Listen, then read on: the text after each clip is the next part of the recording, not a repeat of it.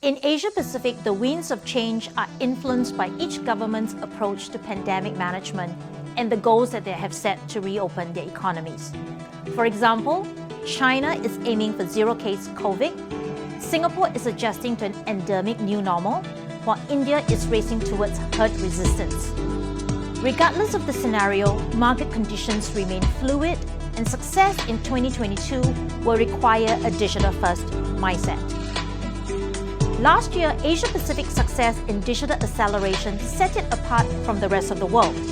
We saw economic recovery much earlier and the agile shift towards a digital-first economy. IDC believes that by the end of 2022, at least 65% of Asia-Pacific GDP will be coming from digital products, services, and experiences. And in the next 5 years, IDC expects at least 60% of enterprises will have a digital-first workforce where half to two-thirds of employees are trained on data, coding, agile, and/or advanced technology capabilities as work models shift from processes to outcomes. Will the region sustain its aggressive surge? Who will contribute the most to Asia's growing digital economy? And who will lag behind? Hear from IDC's leaders around the region on their views on the opportunities and challenges their markets will face.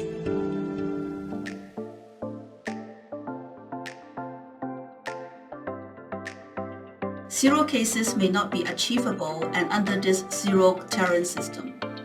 We live in a condition where we switched 100% lockdown for a period average 4 to 5 weeks.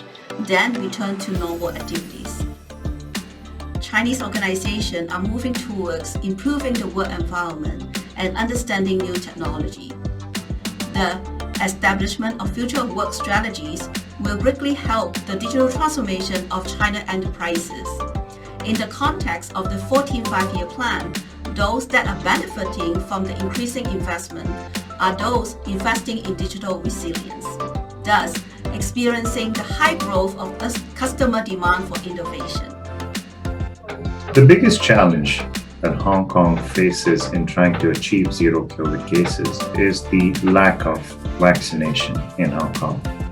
With only 65% of the population vaccinated, this becomes the biggest impediment in Hong Kong being able to reach its goal. Hong Kong's future is dependent on improving world economy, strong financial market, increased local consumption, and easing of travel restrictions to help the return of tourism that supports the sustenance of its local business. We see a lot of headwinds in 2022 as COVID continues to rage havoc globally, and Hong Kong will struggle in the wake of its zero COVID goal to balance the restrictions versus openness of its borders.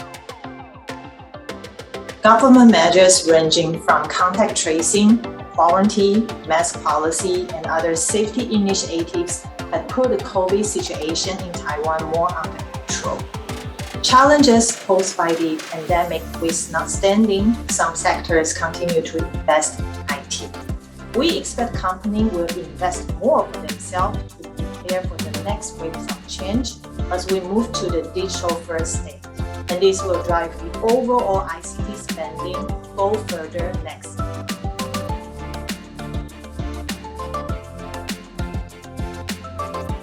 While herd resistance is somewhat in the distance right now, owing to the density and demographics of the region, ASEAN economies are placing additional measures to ensure the reinstatement of economic growth, and with most of them now projecting a recovery transitioning into 2022.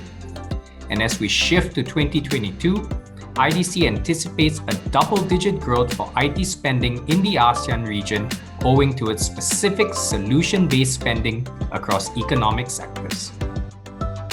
India has begun building a herd resistance to the coronavirus. As lockdowns have been lifted across the country, the recovery has gained steam. We see a profound and long-lasting impact on the way people work and learn in India, as a hybrid work model becomes table stakes in tech-enabled industries. 71% of companies in India expect an increased spending on securing and enabling a hybrid workplace, which will drive demand for collaboration, connectivity, security, cloud and edge services. As Australia and New Zealand move towards normalcy, both countries are unified in their commitment to embrace changes about how we work and how we learn. Early and accelerated investment in digital transformation has primed our businesses and educators for creating digital resiliency, and this is required to thrive in a post-pandemic world.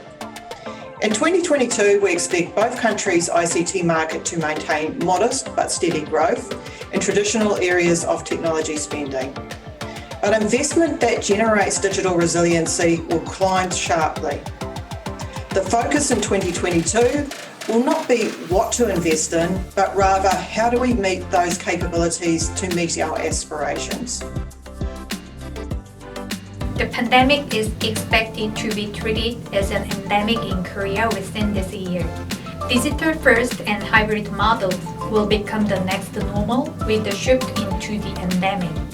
Given this momentum, the country's DX spending in 2022 is expected to achieve a sustained growth of double digit. Singapore has, from time to time, demonstrated its resiliency towards fighting the COVID pandemic due to two critical factors. One, the government's thrust on pandemic management by leveraging technology to respond decisively and swiftly to the COVID-19 outbreak. Two, the population's acceptance of digital-first options that are made prevalent to them, from information channels about COVID such as Gov, DOP, SG, WhatsApp, to the more complex solutions such as telehealth or home-based learning platforms. This unprecedented and rapid pace of digitalization will continue to drive changes in society because COVID-19 has challenged our deeply held assumptions on just about everything. But the way Singapore is moving from a pandemic to an endemic state, where the borders and economy will reopen in a methodical way, tells me that this transition is the tailwind that will push Singapore ahead of its race to recovery. Personally, I can't wait to see what 2022 will bring us. Thank you.